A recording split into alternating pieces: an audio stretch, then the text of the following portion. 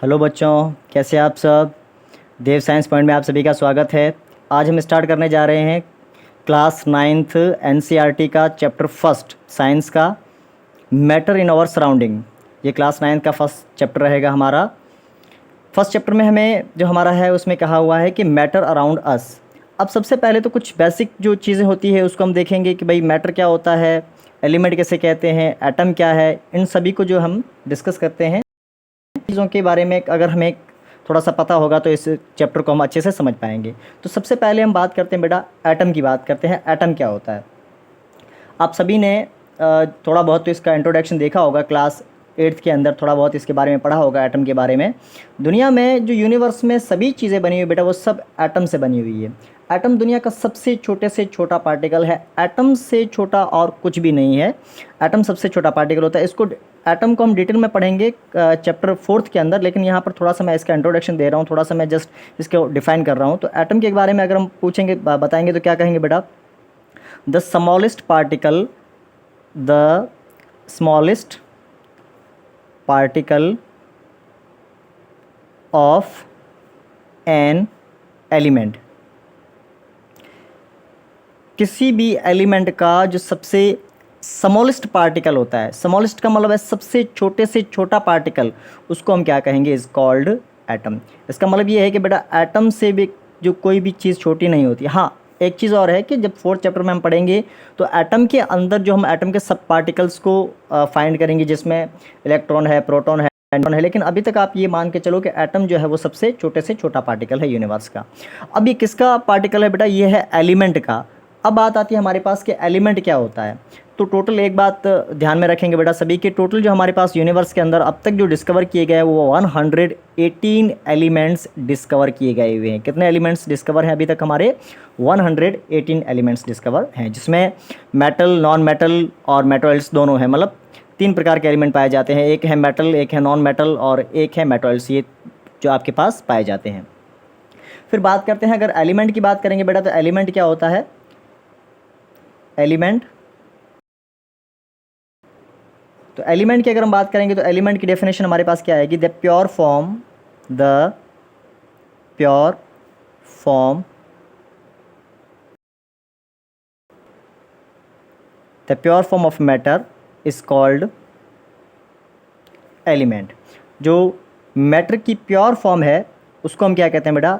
Element कहते हैं। अब हमारा जो चैप्टर है वो किस किस बेस पर है बेटा? मैटर के बेस पर है। तो यहाँ पर हमारे पास क्या आ गया? मैटर कि जो एलिमेंट है वो मैटर की प्योर फॉर्म होती है। अब एक मैटर के अंदर कई सारे जो है वो एलिमेंट्स पाए जाते हैं, कई सारे पार्टिकल्स पाए जाते हैं। तो लेकिन किसी भी जो मैटर का प्योर फॉर्म होता है उसको हम कहते हैं एलिमेंट कहते हैं। जैसे एलिमेंट में आपके पास हाइड्रोजन है, हीलियम है, लिथियम है, ऑक्सीजन एक प्रकार का एलिमेंट है, आयरन है, गोल्ड है, ये सभी आपके पास क्या आ जाते हैं बेटा? एलिमेंट आ जाते हैं। अब बात करते हैं मैटर की। मैटर क्या होता है हमारे पास? मैटर, पूरा चैप्टर जो हमारा इसी बेस पर है, मैटर क्या है। तो मैटर की बात करेंगे तो हम क्या लिखेंगे? डेफिनेशन इसकी एक बार डेफिनेशन लिख देते हैं। Anything, anything which have mass and occupy space is called matter. कोई भी चीज़ यूनिवर्स के अंदर जिसमें क्या हो बेटा? मास हो, मास यानी वज़न, और साथ ही साथ उसने क्या किया हो? स्पेस को जो है वो ऑक्यूपाई किया हुआ, घिरा हुआ हो, तो उसको हम क्या कहते हैं? मैटर कहते हैं। जैसे सपोज कर लो ये पेन है बेटा। अब इस पेन में जो एक तो मास है इसका, इस पेन के अंदर 20 ग्राम हो, 10 ग्राम हो या 50 ग्राम हो, एक तो इसके अंदर मास है और दूसरा क्या है? इस पेन ने जो है वो जगह को घेरा हुआ है, मतलब इसने स्पेस को घेरा हुआ। तो यूनिवर्स के अंदर हर वो चीज़ जिसने जगह को घेरा हुआ है और साथ ही साथ उसमें क्या हो बेटा? मास हो, वज़न हो, तो उसको हम क्या कहते हैं? मैटर कहते हैं। वैसे केमिस्ट्री के अंदर जब हम आगे जैसे जैसे आगे बढ़ेंगे तो हम टोटल 13 टाइप्स ऑफ मैटर पढ़ेंगे, बट इस चैप्टर के अंदर जो हमारे पास है वो सिर्फ 3 मैटर की बात हुई है। 3 टाइप कौन कौन से हैं ये आपने क्लास 7th क्लास 8th में भी पढ़ा होगा। सॉलिड,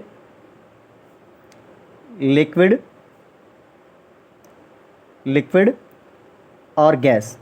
अब यहाँ पर काफ़ी बच्चों के मन में एक क्वेश्चन अराइज होता है कि सर सॉलिड का तो पता है, ठीक है, जैसे पेन का एग्जांपल दिया हमने, बुक है, नोटबुक है, या फिर स्टोन वगैरह है, ब्रिक है, तो इसका तो हम मानते हैं कि सर इसमें जो है आपके पास मास भी है एज वेल एज इसने जो है वो स्पेस को भी जो है ऑक्यूपाई किया हुआ है। लेकिन वाटर की भी थोड़ी बहुत बात कर लेते हैं। भाई वाटर के अंदर भी क्या होता है, मास होता है, और अगर आप गिलास में पानी डालते हो तो उसमें भी क्या है, स्पेस को इसने कवर किया हुआ है, ऑक्यूपाई किया हुआ है। बट सर यहाँ पर बात आती है गैस की, कि गैस के अंदर कहाँ पर मास आएगा, गैस के अंदर कैसे मास है, और फिर उसने जगह को कैसे घेरा हुआ। इवन कि हमारे पास तो मतलब हर जगह पर गैस ही है ना, एटमॉस्फेयर हमारा पूरा गैस का ही बना हुआ है। तो फिर गैस को हम किस तरीके से कंसीडर कर सकते हैं, तो इसका एक सिंपल सा एग्जांपल आप ले सकते हो बलून का। बेटा बलून के अंदर आपको पता है कि बलून में क्या होता है बेटा, जब वो भरते हैं, फ्लड करते हैं उसके अंदर, तो उसके अंदर गैस भरी जाती है। भरे हुए बलून के अंदर फ्लड किया हुआ जो बलून है आपके पास, क्या उसके अंदर और कोई चीज़ आप फिल कर सकते हो, क्या उसके अंदर पानी या फिर जो है मिट्टी वगैरह उसके अंदर डाल सकते हो। अगर आपको कोई चीज़ उसमें डालनी होगी तो सबसे पहले क्या करना पड़ेगा बेटा, उस हवा को, उस गैस को आपने निकालना होगा। इसी तरीके से जो हमारे व्हीकल्स के जो टायर्स होते हैं, साइकिल के टायर हैं या फिर जो गाड़ियों के जो टायर होते हैं बेटा, इनके अंदर भी क्या होता है, हवा भरी जाती है। आपको पता है जब ये पंचर हो जाते हैं तो इनमें हवा क्या हो जाती है, निकल जाती है। तो गैस के अंदर भी क्या होता है बेटा, मास होता है, और साथ ही साथ वो भी क्या करता है, जगह को ऑक्यूपाई करता है। आप ये एक्सपेरिमेंट भी कर सकते हो, बलून को, 2 बलून को लेकर उसको आप जब फिल करोगे तो आपको पता चल जाएगा। हालांकि जो गैस के अंदर बहुत ही कम मास होता है, बहुत ही लेस मास होता है, बट फिर भी कंसीडर किया जाएगा। इसका सिंपल सा उदाहरण आप ये भी ले सकते हो, जैसे हमारे घरों में जो एलपीजी वगैरह हम यूज़ करते हैं बेटा, तो वो भी एक प्रकार का गैस ही है ना, तो वो भी यूज़ होता है। तो ये आपके पास 3 टाइप के हमारे जो सॉलिड, लिक्विड और गैस, इनके बारे में पढ़ेंगे। चौथा टाइप जो होता है वो प्लाज्मा होता है, बट वो प्लाज्मा हमारे इस सिलेबस के अंदर इंक्लूड नहीं है, तो हम उसमें उसको नहीं पढ़ेंगे। वैसे मैंने आपको बताया है कि टोटल 13 टाइप्स ऑफ मैटर होते हैं, तो 13 में से तो जस्ट हमें ये 3 टाइप ही पढ़ने हैं, सॉलिड, लिक्विड और गैस के बारे में पढ़ना है। अब सबसे पहले हम बात करेंगे सॉलिड की।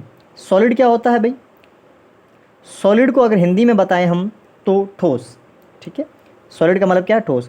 अब सॉलिड में आपके पास क्या होगा बेटा, सबसे पहले तो क्या होगा, जो इसके पार्टिकल्स जो होते हैं ना, सॉलिड के पार्टिकल्स जो होते हैं वो टाइटली पैक्ड होते हैं। क्या होते हैं, टाइटली पैक्ड, मतलब इनके अंदर जो है स्पेस बहुत कम होता है, बहुत ही मजबूती से ये आपस में पकड़े हुए हैं। पहला तो क्या हो जाएगा, ये टाइटली पैक्ड है। दूसरा जो इंटर स्पेस है, स्पेस की बात करेंगे, वेरी लेस स्पेस, मतलब वेरी लेस स्पेस, या आप इसको ये भी कह सकते हो very close to each other, close होते हैं ये, क्लोज। और तीसरा हम अगर बात करें इसकी बेटा, तो ये क्या होते हैं, रिजिड होते हैं। रिजिड का मतलब क्या होता है, रिजिड मतलब मजबूत। रिजिड का मतलब क्या होता है बेटा, मजबूत होता है, स्ट्रॉन्ग, ठीक है। तो आपने देखा होगा कि जो सॉलिड चीज़ें होती हैं, जैसे पत्थर वगैरह लेते हो आप, ब्रेक वगैरह लेते हो, तो वो बहुत ठोस होती हैं, ये चीज़ें बहुत हार्ड होती हैं वो, ठीक है। हार्ड भी कह सकते हो, रिजिड भी कह सकते हो आप इसको। इसके अंदर अगर हम बात करें बेटा, तो काइनेटिक एनर्जी की बात करें, काइनेटिक एनर्जी आगे हम पढ़ेंगे, जब हमारे जब फिजिक्स का जब पोर्शन आएगा तो उसमें हम काइनेटिक एनर्जी के बारे में पढ़ेंगे। काइनेटिक एनर्जी की अगर हम बात करें बेटा, तो काइनेटिक एनर्जी इसके अंदर बहुत ही कम होती है, वेरी लेस, बहुत ही कम, ना होने के बराबर होती है। रीज़न क्या है इसका, कि काइनेटिक एनर्जी ना होने की वजह से इसके जो पार्टिकल्स है, पार्टिकल्स जो होते हैं बेटा वो एक जगह पर ही रहते हैं। Particles can't move. अगर पार्टिकल्स मूव होते हैं तो फिर वो सॉलिड रहेगा ही नहीं, तो फिर तो वो लिक्विड या गैस में कन्वर्ट हो जाएगा। तो इसलिए जो क्या होता है कि इनके अंदर काइनेटिक एनर्जी होती है वो बहुत ही कम होती है। क्या क्या देखा हमने कि सबसे टाइटली पैक्ड होते हैं, इनमें बहुत ही कम स्पेस होता है, बहुत क्लोज होते हैं इनके पार्टिकल्स, रिजिड होता है, काइनेटिक एनर्जी इनके अंदर बहुत ही कम होती है, इस वजह से इनमें कोई मूवमेंट नहीं होती। तीसरा, इनका जो सॉलिड चीज़ें होती है उनकी शेप क्या होती है, फिक्स होती है, शेप फिक्स होती है, और फिक्स होती है, डेफिनेट भी कह सकते हो। वॉल्यूम इनका क्या होगा बेटा, वॉल्यूम के बारे में हम आगे पढ़ेंगे। वॉल्यूम का मतलब होता है अगर कोई भी चीज़ जिसकी सॉलिड, जिसका जो लेंथ, ब्रेथ और हाइट होती है, तो उसको हम वॉल्यूम कहते हैं। वॉल्यूम भी इसका क्या होगा बेटा, फिक्स होगा, ठीक है, वॉल्यूम फिक्स होता है इसका। ये जो कुछ प्रॉपर्टीज़ हैं वो आपके सॉलिड पर अप्लाई होती हैं। अगर कोई पार्टिकल आपके टाइटली पैक्ड है, उसके जो के बीच में गैप नहीं है, कोई स्पेस नहीं है, बहुत ही क्लोज हैं ईच अदर। तीसरा, रिजिड हैं, काइनेटिक एनर्जी उनके अंदर नहीं है, मतलब उनमें कोई भी मूवमेंट नहीं हो रहा है, उनकी जो शेप है वो फिक्स है, उनका जो वॉल्यूम है वो भी फिक्स है, और ज़्यादातर जो इनकी डेंसिटी भी बेटा वो लगभग ज़्यादा ही होती है, बट कुछ एक्सेप्शंस हैं इनके अंदर, उनको बाद में देखेंगे। अब क्वेश्चन ये आता है कि सर जो हमारे पास रबड़ वगैरह या स्पंजेस है जो, तो उनको हम क्या कंसिडर करते हैं, क्या वो हमारे पास सॉलिड में कंसिडर होंगे या फिर उसको हम गैस मानेंगे, क्या करेंगे? तो इसका एक सिंपल सा एग्जांपल है बेटा कि स्पंजेस जो होती हैं तो उनके अंदर आपने देखा होगा हल्के हल्के छोटे छोटे से पोर्स होते हैं, होल होते हैं, उनके अंदर छोटे छोटे से होल होते हैं। तो जब उनको हम खुला छोड़ते हैं तो वो होल के अंदर क्या होता है, गैस भर जाती है, उसके अंदर जो है एयर फिल हो जाती है। लेकिन जैसे ही हम उसको प्रेस करते हैं, प्रेस करने से क्या होगा कि उनके अंदर जो गैस है वो एक्सट्रैक्ट हो जाएगी, गैस बाहर निकल जाएगी, तो वो दोबारा अपने वही सेम ओरिजिनल पोजीशन में आ जाते हैं। ये सॉलिड है, इसको और आगे डिटेल में हम इसके बारे में पढ़ेंगे, सॉलिड के बारे में। अभी सिर्फ हल्का सा मैंने आपको जस्ट ब्रीफ जो है इंट्रोडक्शन दिया है कि आगे आगे जो हम इसके बारे में और भी ज़्यादा पढ़ेंगे। अगर आप इसको डायग्राम को ऐसे पार्टिकल्स कैसे रहेंगे बेटा, वो कुछ इस तरीके से रहते हैं। जैसे ये हमने कोई जार लिया हुआ है, पार्टिकल्स हैं, ये बहुत ही क्लोज है, very close to each other, बहुत ज़्यादा क्लोज है ये ऐसे, ये जो है आपके पास क्या रहेगा, सॉलिड है। इसको हम क्या कहते हैं बेटा, सॉलिड कहते हैं। ये हमारे पास सॉलिड आ जाएगा। आगे बात करेंगे बेटा लिक्विड की। तो लिक्विड की अगर हम बात करते हैं तो क्या आ जाता है हमारे पास,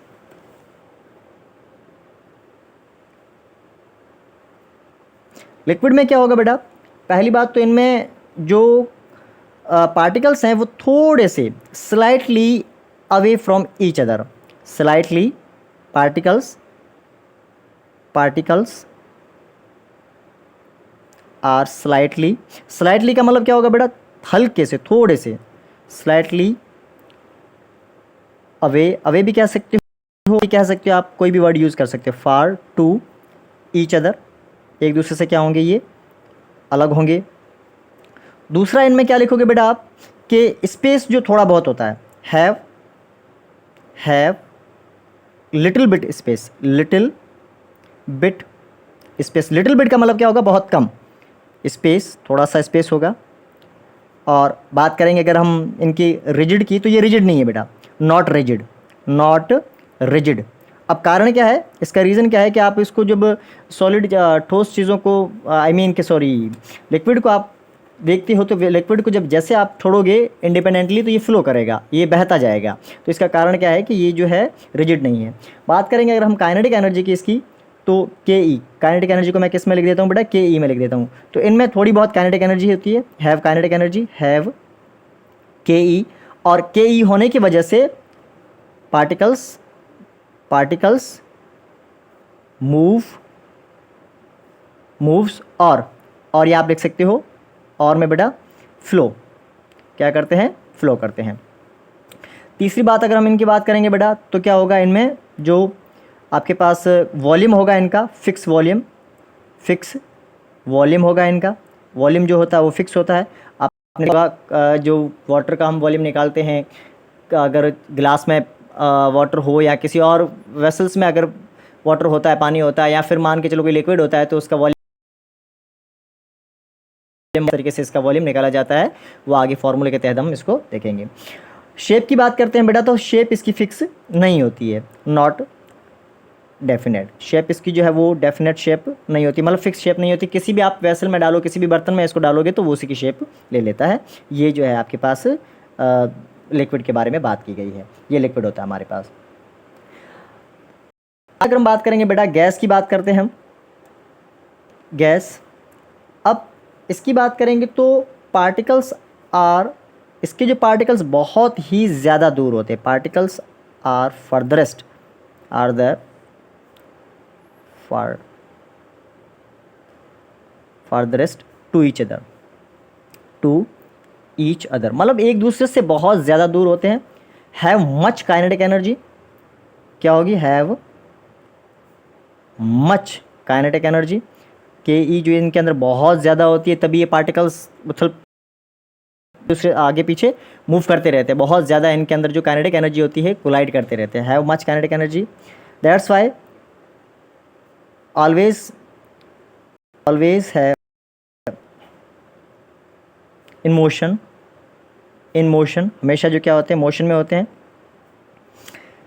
no fix shape, no fix shape, no fix volume, इनका वॉल्यूम भी फिक्स नहीं होता बेटा। नॉट रिजिड, ये मजबूत भी नहीं होते, ये आपने देखा होगा, not rigid.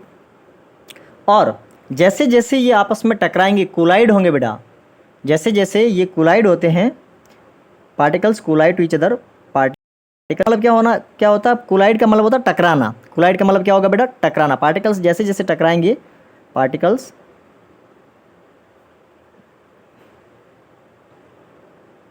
Collides to each other, जब ये कोलाइड होते हैं तो इनमें क्या होता है बेटा, प्रेशर इनका बढ़ जाता है। प्रेशर क्या होगा इनका, इंक्रीज। जैसे जैसे ये पार्टिकल्स आपस में टकराएंगे तो इनका प्रेशर क्या होगा, और भी ज़्यादा बढ़ता जाएगा। ये हमारे पास जो कहानी थी वो गैस की थी। हमने तीनों, सॉलिड, लिक्विड और गैस। मैं यहाँ एक बार आपको बता देता हूँ कि जो लिक्विड होता है बेटा, वो लिक्विड के पार्टिकल कुछ इस तरीके से आपको नज़र आएंगे, जैसे थोड़ा सा इनके बीच, ज़्यादा डिस्टेंस नहीं होता बेटा, बस हल्का सा डिस्टेंस होता है, थोड़ा सा डिस्टेंस रखोगे, ये आपके पास आ जाएगा लिक्विड। और अगर हम बात करते हैं बेटा गैस की, तो जैसे मान के चलो ये वाले पार्टिकल्स आपके जो है यहाँ पर, ये वाले पार्टिकल्स जो आपके क्या कहलाएंगे, गैशियस पार्टिकल कहलाएंगे, ये गैस के पार्टिकल होंगे। अब आप देख सकते हो तीनों को अगर हम कंपेयर करेंगे तो यहाँ पर इनके बीच में बहुत ज़्यादा गैप है, बहुत ज़्यादा ये पार्टिकल्स एक दूसरे से दूर है, यहाँ पर थोड़े बहुत दूर है। और अगर सॉलिड की बात करें, पीछे हमने बनाया है इसका, तो सॉलिड में बहुत ही कम मतलब नेग्लिजिबल, नेग्लिजिबल का मतलब होता है ना होने के बराबर जो इनमें गैप है, स्पेस है। यहाँ पर गैप और स्पेस ज़्यादा है। तो ये हमारे पास जो तीनों प्रॉपर्टीज़ थी सॉलिड, लिक्विड और गैस के बारे में हमने देखा है। आगे नेक्स्ट टॉपिक में हम देखेंगे बेटा कि कन्वर्जन कैसे होता है, सॉलिड गैस कैसे बनता है, लिक्विड कैसे बनता है, या लिक्विड जो है वो सॉलिड गैस कैसे बनते हैं, इनका इंटर कन्वर्जन कैसे होता है, ये नेक्स्ट वीडियो में देखेंगे। अगर वीडियो आपको अच्छा लगा हो तो वीडियो को लाइक कीजिए और ज़्यादा से ज़्यादा शेयर कीजिए। Thank you for watching.